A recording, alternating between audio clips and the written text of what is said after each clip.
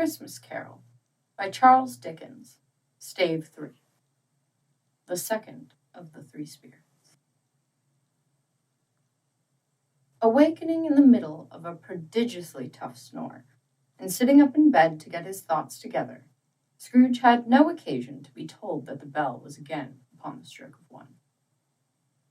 He felt that he was restored to consciousness in the right nick of time, for the especial purpose of holding a conference with the second messenger dispatched to him through Jacob Marley's intervention.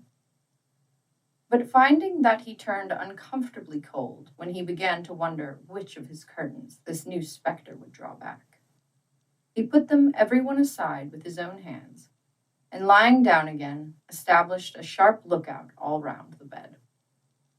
For he wished to challenge the spirit on the moment of its appearance, and did not wish to be taken by surprise and made nervous. Gentlemen of the free and easy sort, who plume themselves on being acquainted with a move or two, and being usually equal to the time of day, express the wide range of their capacity for adventure by observing that they are good for anything from pitch and toss to manslaughter, between which opposite extremes, no doubt, there lies a tolerably wide and comprehensive range of subjects. Without venturing for Scrooge quite as heartily as this, I don't mind calling on you to believe that he was ready for a good broad field of strange appearances, and that nothing between a baby and rhinoceros would have astonished him very much. Now, being prepared for almost anything, he was not by any means prepared for nothing, and consequently, when the bell struck 1, and no shape appeared, he was taken with a violent fit of trembling. 5 minutes, 10 minutes, a quarter of an hour went by, yet nothing came. All this time, he lay upon his bed, the very core and center of a blaze of ruddy light, which streamed upon it when the clock proclaimed the hour, and which, being only light, was more alarming than a dozen ghosts, as he was powerless to make out what it meant, or would be at, and sometimes apprehensive that he might be at that very moment an interesting case of spontaneous combustion without having the consolation of knowing it. At last, however, he began to think, as you or I would have thought at first. For it is always the person not in the predicament who knows what ought to have been done in it, and would unquestionably have done it too. At last, I say, he began to think that the source and secret of this ghostly light might be in the adjoining room, from whence, on further tracing it, it seemed to shine. This idea taking full possession of his mind, he got up softly and shuffled in his slippers to the door. The moment Scrooge's hand was on the lock, a strange voice called him by his name and bade him enter. He obeyed. It was his own room, there was no doubt about that, but it had undergone a surprising transformation. The walls and ceiling were so hung with living green that it looked a perfect grove, from every part of which bright gleaming berries glistened. The crisp leaves of holly, mistletoe, and ivy reflected back the light as if so many little mirrors had been scattered there. And such a mighty blaze went roaring up the chimney as that dull petrification of a hearth had never known in Scrooge's time, or Marley's, or for many, many a winter season gone. Heaped up on the floor, to form a kind of throne, were turkeys, geese, game, poultry, brawn, great joints of meat, sucking pigs, long wreaths of sausages, mince pies, plum puddings, barrels of oysters, red-hot chestnuts, cherry-cheeked apples, juicy oranges, luscious pears, immense 12 cakes, and seething bowls of punch that made the chamber dim with their delicious steam. In easy state upon this couch, there sat a jolly giant, glorious to see, who bore a glowing torch, in shape not unlike Plenty's horn, and held it up, high up, to shed its light on Scrooge as he came peeping round the door. "Come in!" exclaimed the ghost. "Come in, and know me better, man." Scrooge entered timidly, and hung his head before the spirit. He was not the dogged Scrooge he had been, and though the spirit's eyes were clear and kind, he did not like to meet them. "I am the ghost of Christmas present," said the spirit. "Look upon me." Scrooge reverently did so. It was clothed in one simple green robe, or mantle, bordered with white fur. This garment hung so loosely on the figure that its capacious breast was bare, as if disdaining to be warded or concealed by any artifice. Its feet, observable beneath the ample folds of the garment, were also bare, and on its head it wore no other covering than a holly wreath, set here and there with shining icicles. Its dark brown curls were long and free as its genial voice, its sparkling eye, its open hand, its cheery voice, its unconstrained demeanor, and its joyful air. Girded round its middle was an antique scabbard, but no sword was in it, and the ancient sheath was eaten up with rust. "You have never seen the like of me before," exclaimed the spirit. "Never," Scrooge made answer to it. "Have never walked forth with the younger members of my family," meaning, for I am very young, "my elder brothers born in these later years?" pursued the phantom. "I don't think I have," said Scrooge. "I am afraid I have not." "Have you had many brothers, spirit?" "More than 1,800, said the ghost. "A tremendous family to provide for," muttered Scrooge. The ghost of Christmas present rose.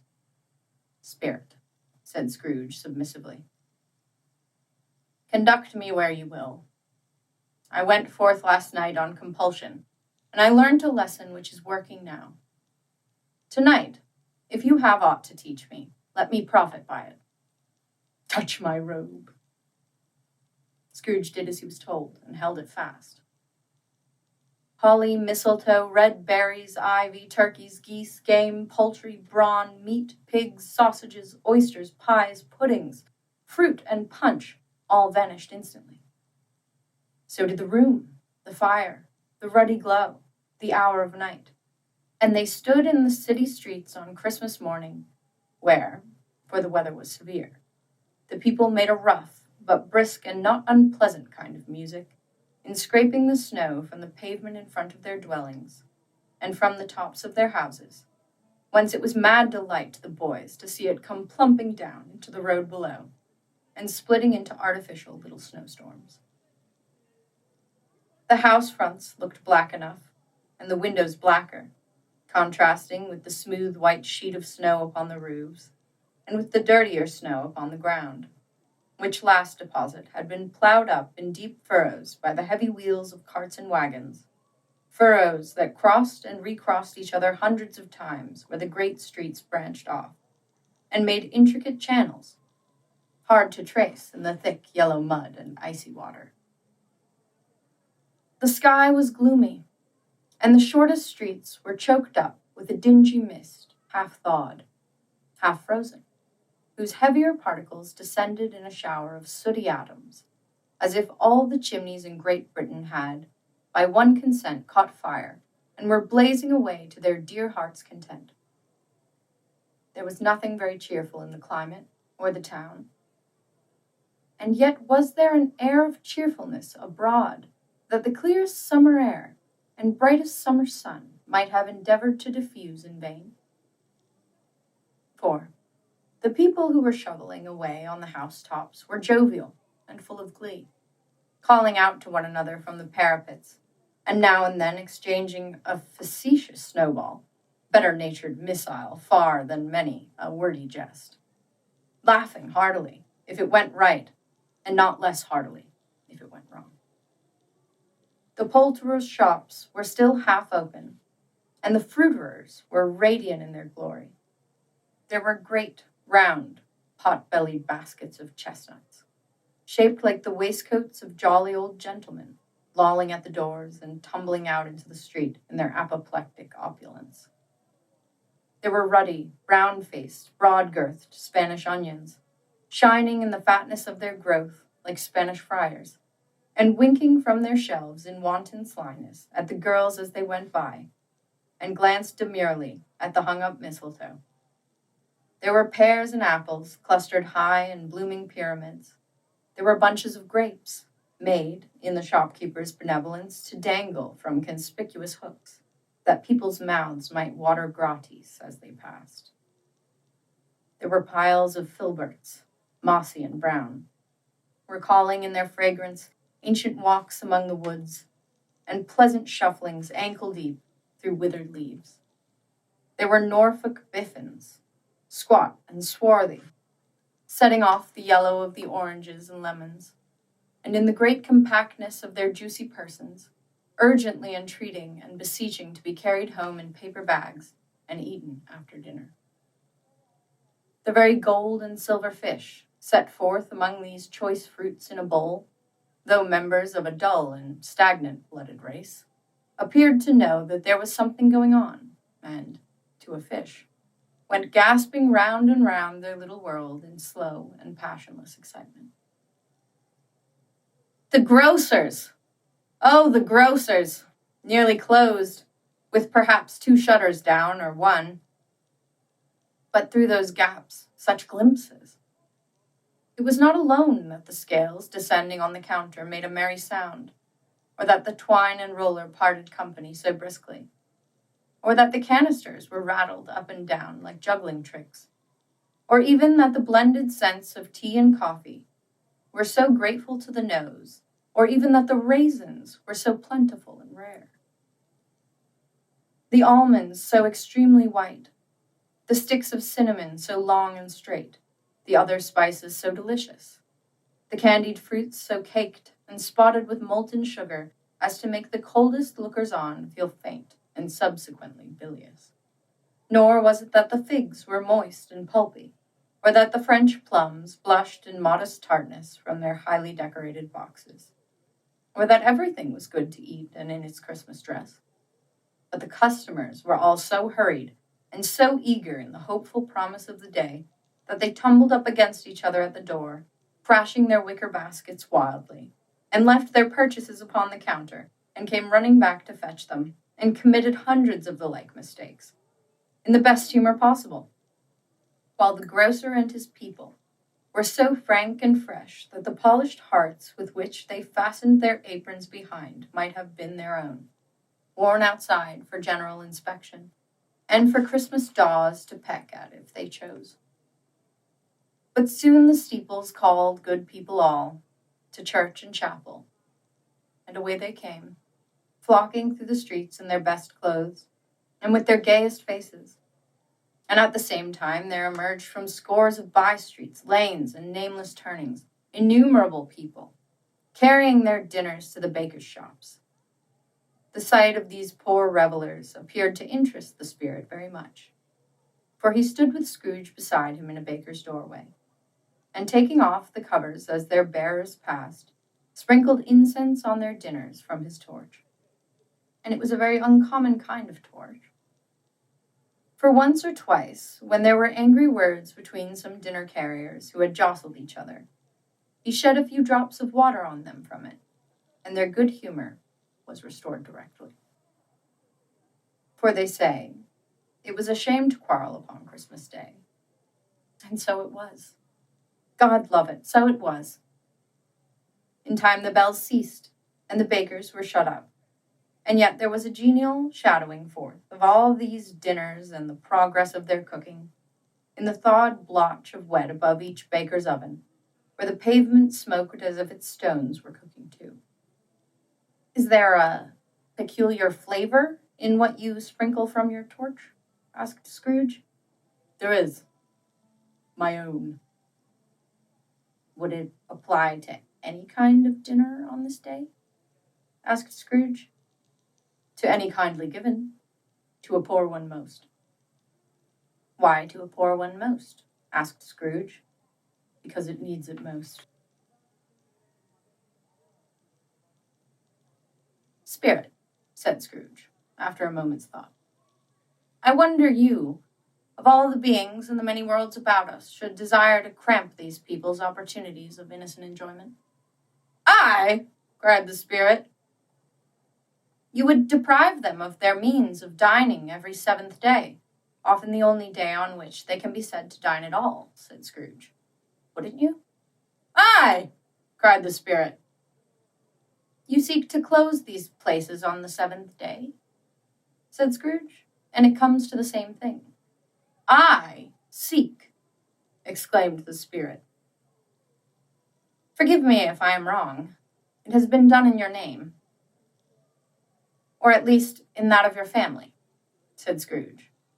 There are some upon this earth of yours, returned the spirit, who lay claim to know us, and who do their deeds of passion, pride, ill will, hatred, envy, bigotry, and selfishness in our name, who are as strange to us, and all our kith and kin, as if they had never lived.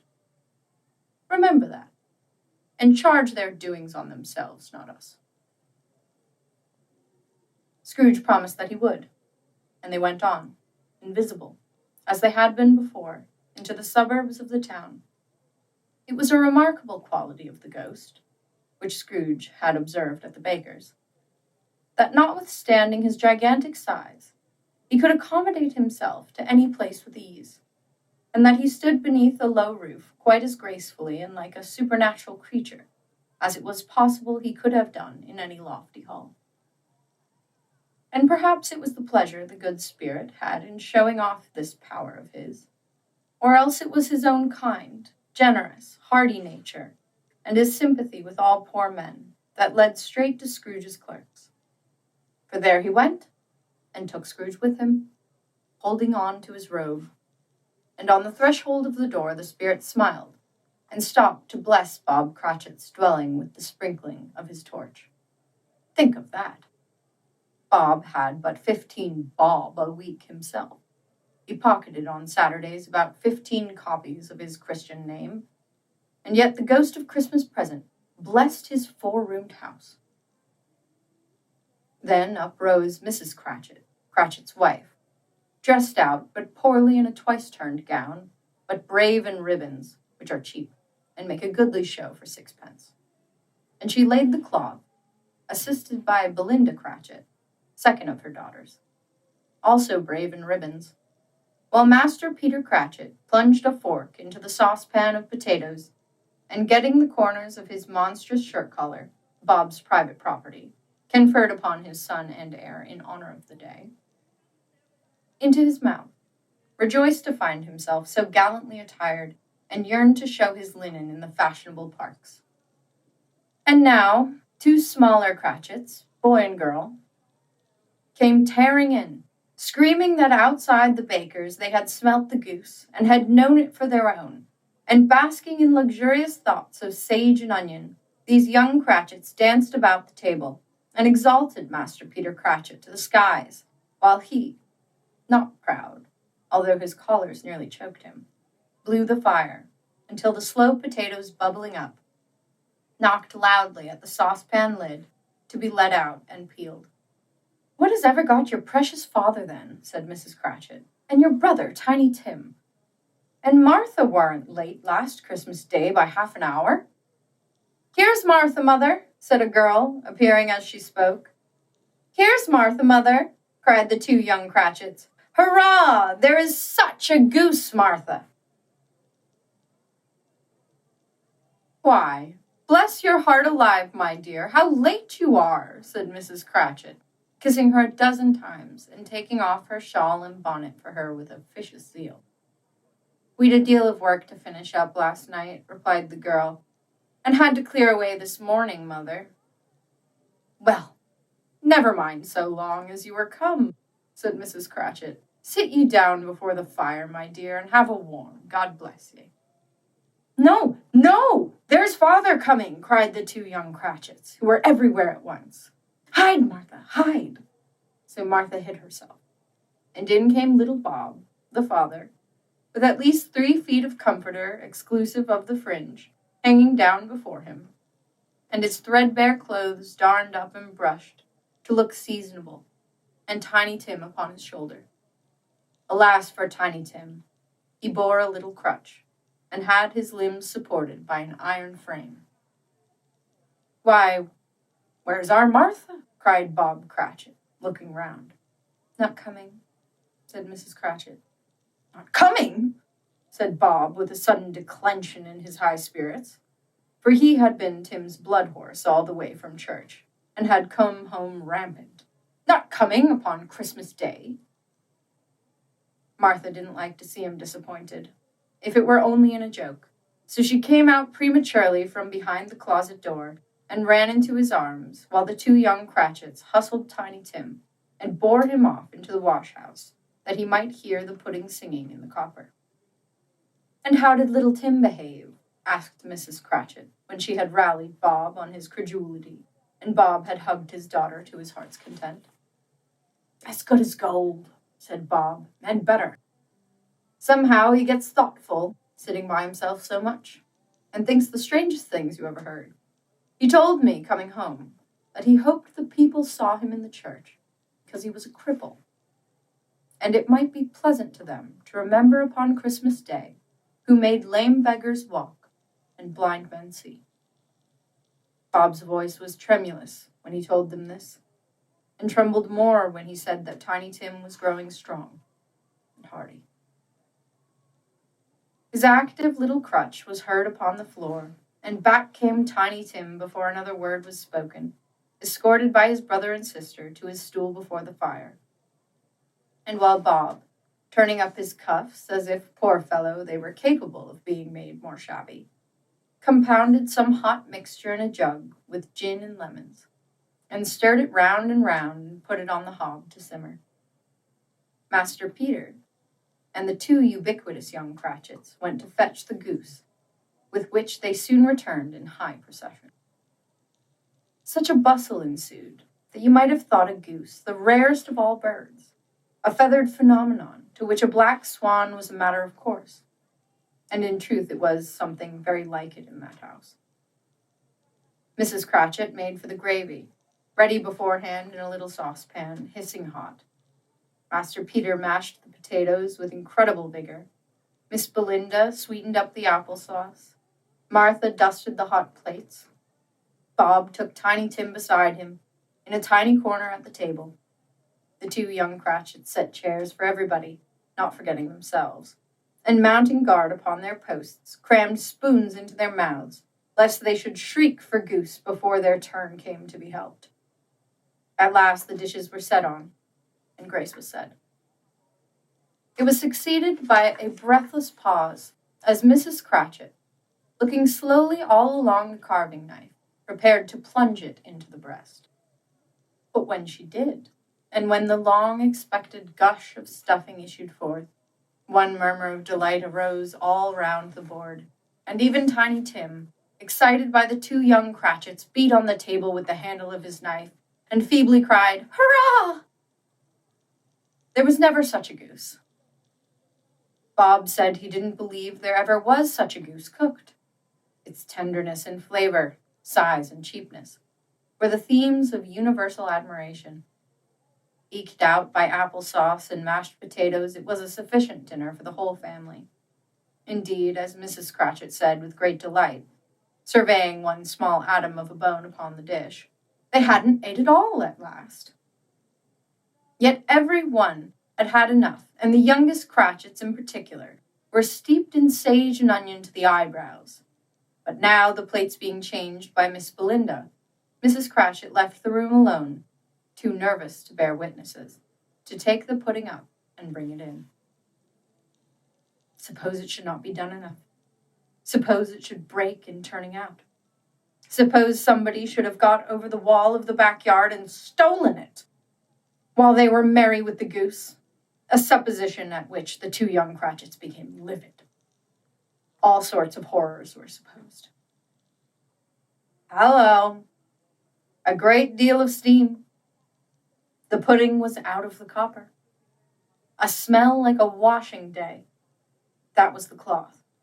A smell like an eating house, and a pastry cook's next door to each other, with a laundress's next door to that. That was the pudding. In half a minute, Mrs. Cratchit entered, flushed but smiling proudly, with the pudding, like a speckled cannonball, so hard and firm, blazing in half a quartern of ignited brandy, and bedight with Christmas holly stuck into the top. Oh, a wonderful pudding, Bob Cratchit said, and calmly, too, that he regarded it as the greatest success achieved by Mrs. Cratchit since their marriage. Mrs. Cratchit said that now the weight was off her mind, she would confess she had had her doubts about the quantity of flour. Everybody had something to say about it, but nobody said or thought it was at all a small pudding for a large family. It would have been flat heresy to do so. Any Cratchit would have blushed to hint at such a thing. At last the dinner was all done, the cloth was cleared, the hearth swept and the fire made up, the compound in the jug being tasted and considered perfect. Apples and oranges were put upon the table, and a shovelful of chestnuts on the fire. Then all the Cratchit family drew round the hearth in what Bob Cratchit called a circle, meaning half a one, and at Bob Cratchit's elbow stood the family display of glass, 2 tumblers, and a custard cup without a handle. These held the hot stuff from the jug, however, as well as golden goblets would have done, and Bob served it out with beaming looks, while the chestnuts on the fire sputtered and cracked noisily. Then Bob proposed, "A Merry Christmas to us all, my dears. God bless us," which all the family re-echoed. "God bless us, everyone," said Tiny Tim, the last of all. He sat very close to his father's side upon his little stool. Bob held his withered little hand in his, as if he loved the child, and wished to keep him by his side, and dreaded that he might be taken from him.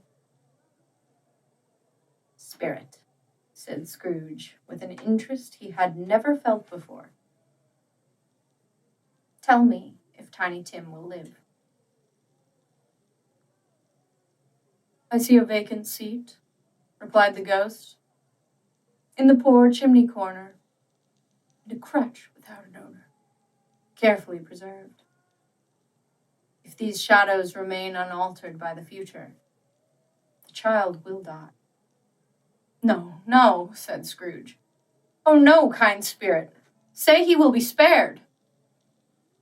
"If these shadows remain unaltered by the future, none other of my race," returned the ghost, "will find him here.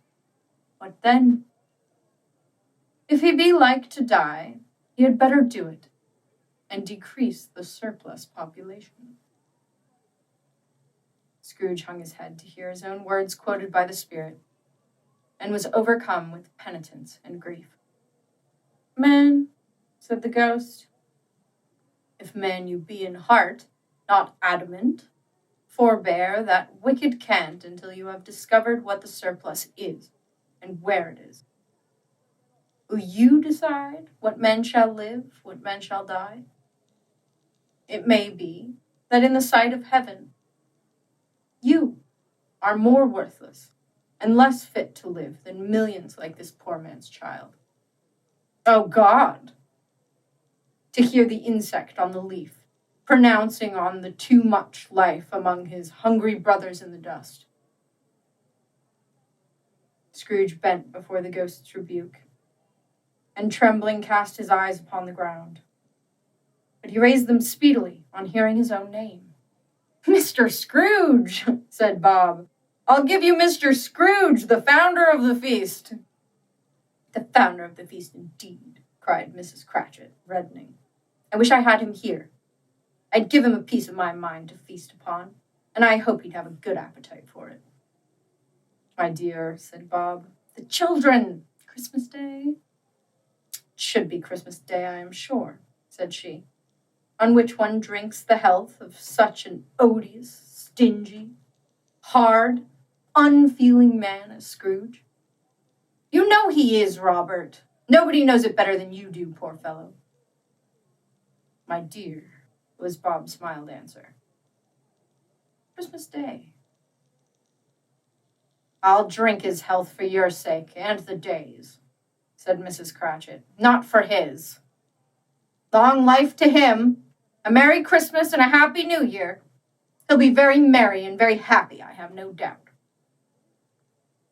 The children drank the toast after her. It was the first of their proceedings which had no heartiness.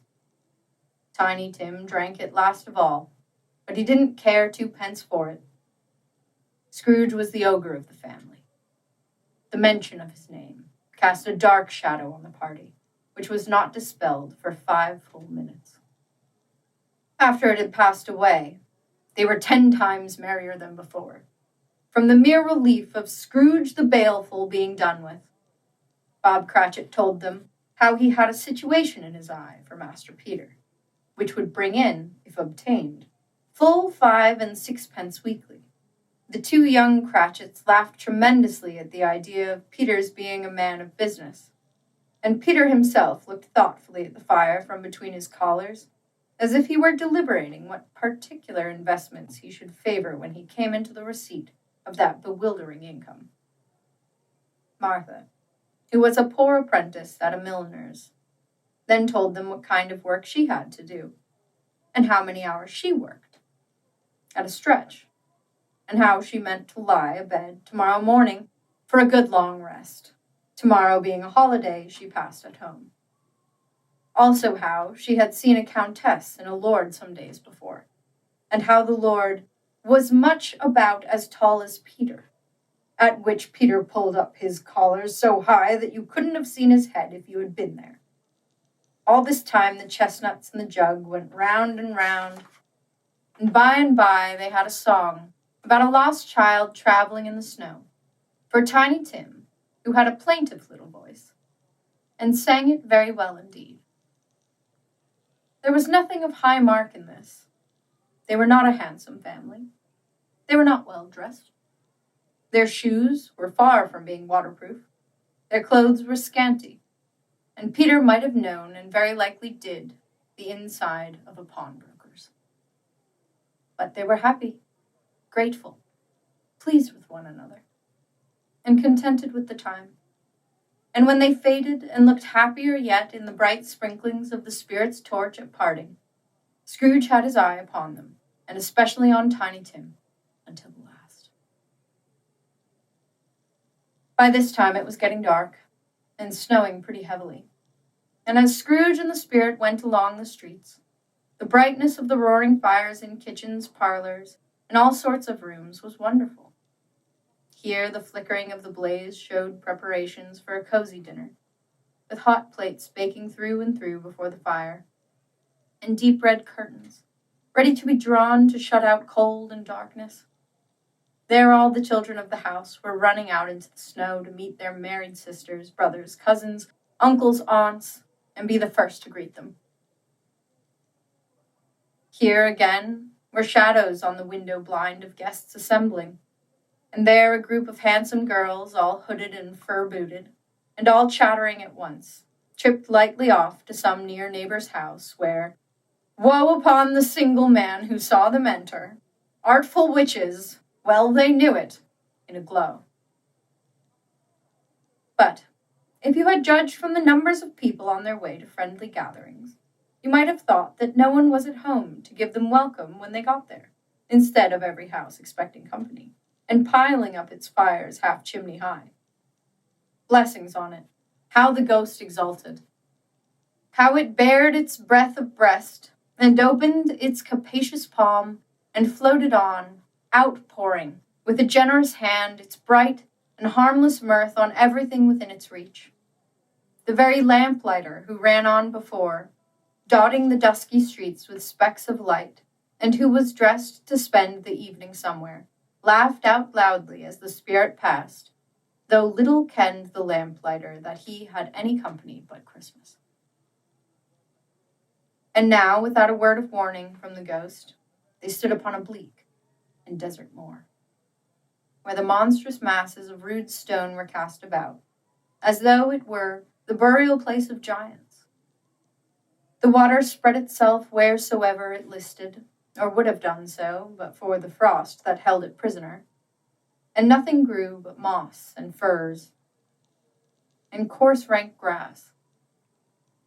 Down in the west the setting sun had left a streak of fiery red, which glared upon the desolation for an instant, like a sullen eye, and frowning lower, lower, lower yet, was lost in the thick gloom of darkest night. "What place is this?" asked Scrooge. "The place where miners live, who labor in the bowels of the earth," returned the spirit.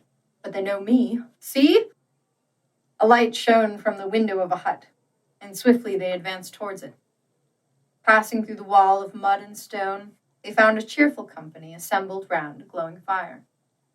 An old, old man and woman, with their children and their children's children, and another generation beyond that, all decked out gaily in their holiday attire. The old man, in a voice that seldom rose above the howling of the wind upon the barren waste, was singing them a Christmas song. It had been a very old song when he was a boy, and from time to time they all joined in the chorus. So surely as they raised their voices, the old man got quite blithe and loud, and so surely as they stopped, his vigor sank again. The spirit did not tarry here, but bade Scrooge hold his robe, and passing on above the moors, sped whither? Not to see, to see. To Scrooge's horror, looking back, he saw the last of the land, a frightful range of rocks behind them. And his ears were deafened by the thundering of water as it rolled and roared and raged among the dreadful caverns it had worn and fiercely tried to undermine the earth. Built upon a dismal reef of sunken rocks, some league or so from shore, on which the waters chafed and dashed the wild year through, there stood a solitary lighthouse. Great heaps of seaweed clung to its base, and storm birds, born of the wind one might suppose, as seaweed of the water, rose and fell about it like the waves they skimmed. But even here, two men who watched the light had made a fire that through the loophole in the thick stone wall shed out rays of brightness on the awful sea. Joining their horny hands over the rough table at which they sat, they wished each other Merry Christmas in their can of grog, and one of them, the elder too, with his face all damaged and scarred with the hard weather, as the figurehead of an old ship might be, struck up a sturdy song that was like a gale in itself. Again the ghost sped on, above the black and heaving sea, on, until, being far away, as he told Scrooge, from any shore, they lighted on a ship. They stood beside the helmsman at the wheel, the lookout in the bow, the officers who made the watch, dark, ghostly figures in their several stations, but every man among them hummed a Christmas tune, or had a Christmas thought, or spoke below his breath to his companion of some bygone Christmas day, with homeward hopes belonging to it.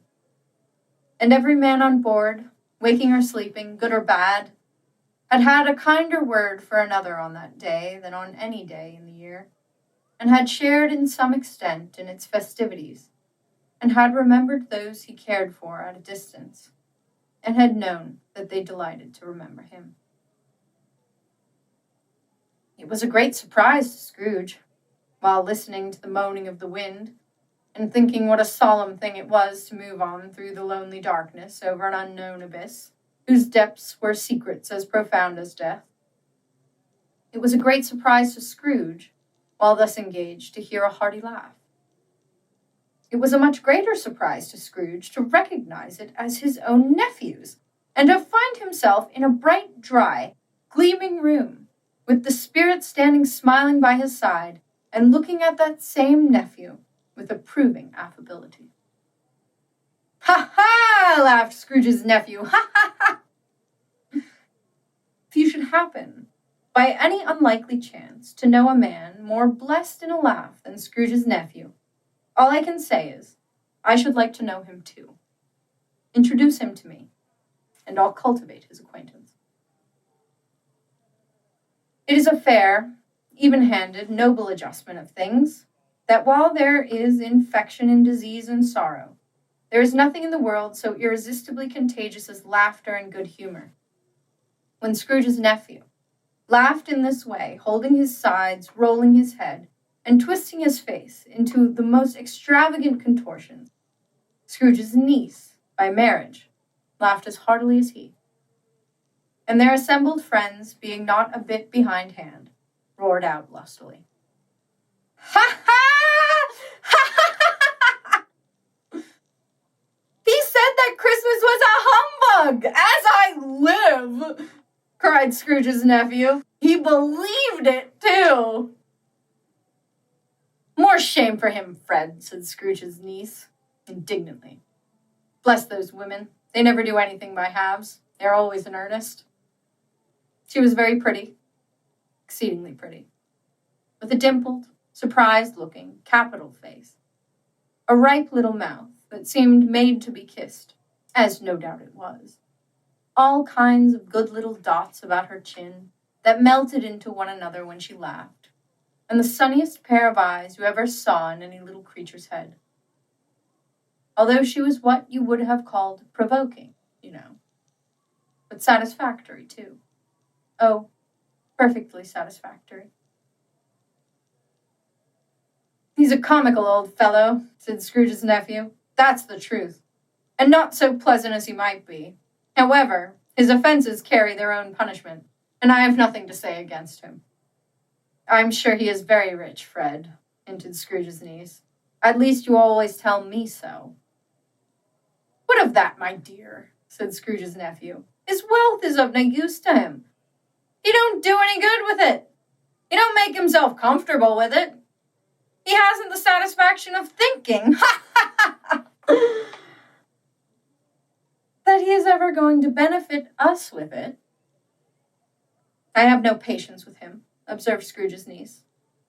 Scrooge's niece's sisters, and all the other ladies expressed the same opinion. Oh, I have, said Scrooge's nephew. I am sorry for him. I couldn't be angry with him if I tried. Who suffers by his ill whims? Himself, always. Here, he takes it into his head to dislike us, and he won't come and dine with us. What's the consequence? You don't lose much of a dinner. Indeed, I think he loses a very good dinner, interrupted Scrooge's niece. Everybody else said the same, and they must be allowed to have been competent judges, because they had just had dinner, and with the dessert upon the table, were clustered round the fire by lamplight. Well, I'm glad to hear it, said Scrooge's nephew, because I haven't great faith in these young housekeepers. What do you say, Topper? Topper had clearly got his eye upon one of Scrooge's niece's sisters, for he answered that a bachelor was a wretched outcast, who had no right to express an opinion on the subject. Whereat Scrooge's niece's sister, the plump one, with the lace tucker, not the one with the roses, blushed.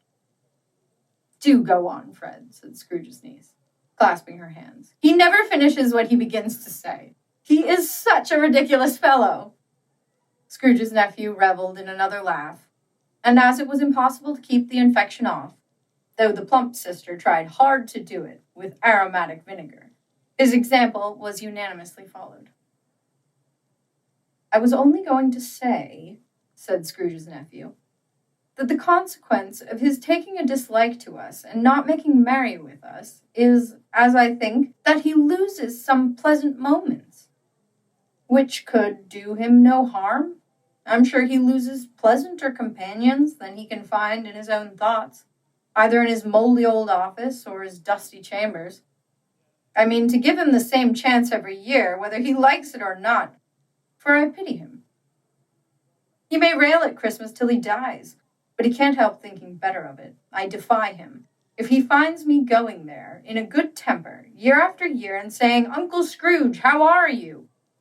If it only puts him in the vein to leave his poor clerk £50, that's something.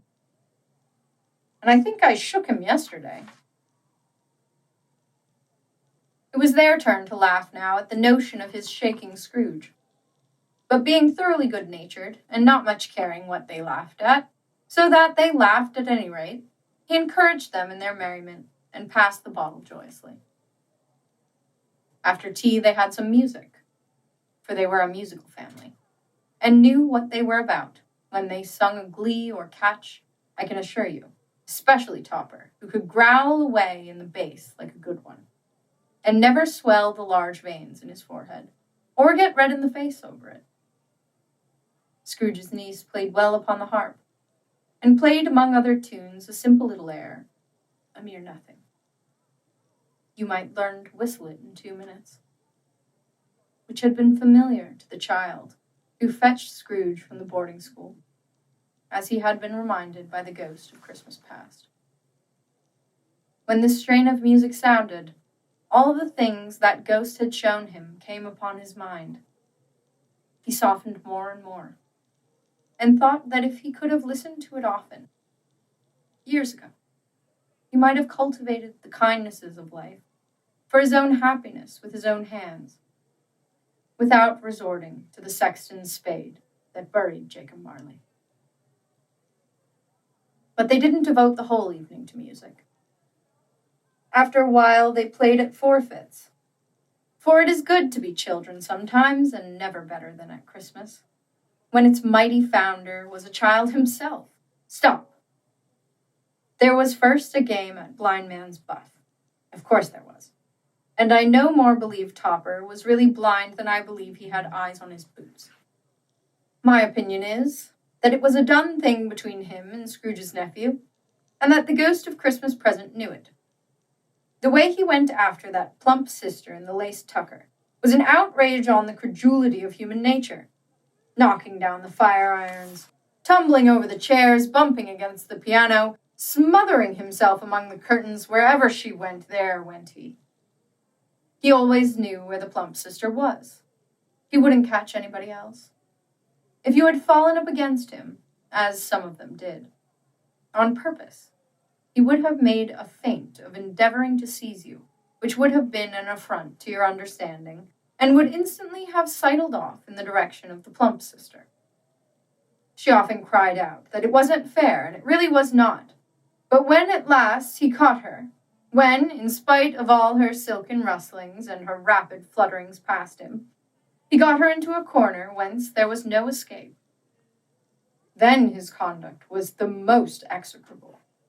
For his pretending not to know her, his pretending that it was necessary to touch her headdress, and further to assure himself of her identity by pressing a certain ring upon her finger and a certain chain about her neck, was vile, monstrous. No doubt she told him her opinion of it, when, another blind man being in office, they were so very confidential together behind the curtains.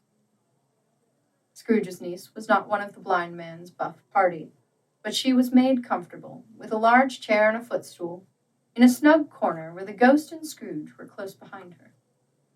But she joined in the forfeits, and loved her love to admiration with all the letters of the alphabet. Likewise, at the game of how, when, and where, she was very great, and to the secret joy of Scrooge's nephew, beat her sisters hollow. Though they were sharp girls, too, as Topper could have told you. There might have been 20 people there, young and old, but they all played, and so did Scrooge, for wholly forgetting in the interest he had in what was going on, that his voice made no sound in their ears, he sometimes came out with his guess quite loud, and very often guessed quite right, too. For the sharpest needle, best Whitechapel, warranted not to cut in the eye, was not sharper than Scrooge, blunt as he took it in his head to be. The ghost was greatly pleased to find him in this mood, and looked upon him with such favor that he begged like a boy to be allowed to stay until the guest departed. But this the spirit said could not be done. "Here is a new game," said Scrooge. "1 half-hour, spirit, only one." It was a game called Yes and No, where Scrooge's nephew had to think of something, and the rest must find out what. He only answering to their questions yes or no, as the case was. The brisk fire of questioning to which he was exposed elicited from him that he was thinking of an animal, a live animal, rather a disagreeable animal, a savage animal, an animal that growled and grunted sometimes, and talked sometimes, and lived in London, and walked about the streets, and wasn't made a show of, and wasn't led by anybody, and didn't live in a menagerie, and was never killed in a market, and was not a horse, or an ass, or a cow, or a bull, or a tiger, or a dog, or a pig, or a cat, or a bear. At every fresh question that was put to him, this nephew burst into a fresh roar of laughter, and was so inexpressibly tickled that he was obliged to get up off the sofa and stamp. At last the plump sister, falling into a similar state, cried out, "I have found it out! I know what it is, Fred! I know what it is!" "What is it?" cried Fred. "It's your Uncle Scrooge!" Which it certainly was. Admiration was the universal sentiment, though some objected that the reply to "Is it a bear?" ought to have been yes, inasmuch as an answer in the negative was sufficient to have diverted their thoughts from Mr. Scrooge, supposing they had ever had any tendency that way.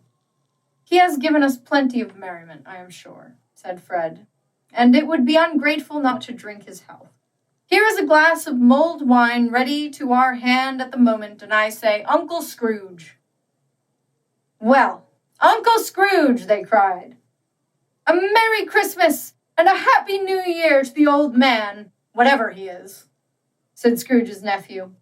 "He wouldn't take it from me, but may he have it nevertheless. Uncle Scrooge!" Uncle Scrooge had imperceptibly become so gay and light of heart that he would have pledged the unconscious company in return and thanked them in an inaudible speech if the ghost had given him time. But the whole scene passed off in the breath of the last words spoken by his nephew, and he and the spirit were again upon their travels. Much they saw, and far they went, and many homes they visited, but always with a happy end. The spirit stood beside sick beds, and they were cheerful. On foreign lands, and they were close at home. By struggling men, and they were patient in their greater hope. By poverty, and it was rich. In almshouse, hospital, and jail, in misery's every refuge, where vain man in his little brief authority had not made fast the door and barred the spirit out, he left his blessing and taught Scrooge his precepts.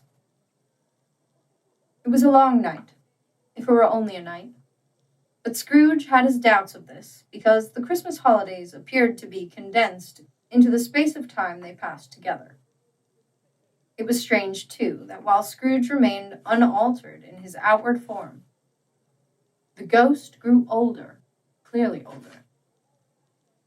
Scrooge had observed this change, but never spoke of it, until they left the children's 12th night party, when, looking at the spirit as they stood together in an open place, he noticed that its hair was gray. "Are spirits' lives so short?" asked Scrooge.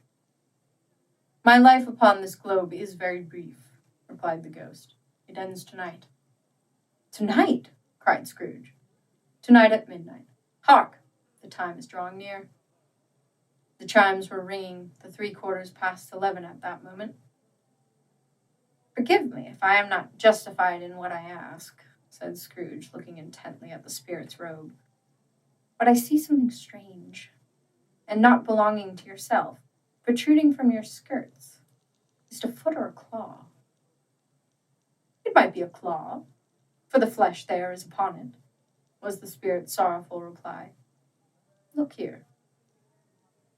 From the foldings of its robe, it brought 2 children, wretched, abject, frightful, hideous, miserable. They knelt down at his feet and clung upon the outside of its garment. "Oh, man! Look here! Look down here!" exclaimed the ghost. They were a boy and a girl. Yellow, meager, ragged, scowling, wolfish, but prostrate, too, in their humility. Where graceful youth should have filled their features out and touched them with its freshest tints, A stale and shriveled hand, like that of age, had pinched and twisted them, and pulled them into shreds.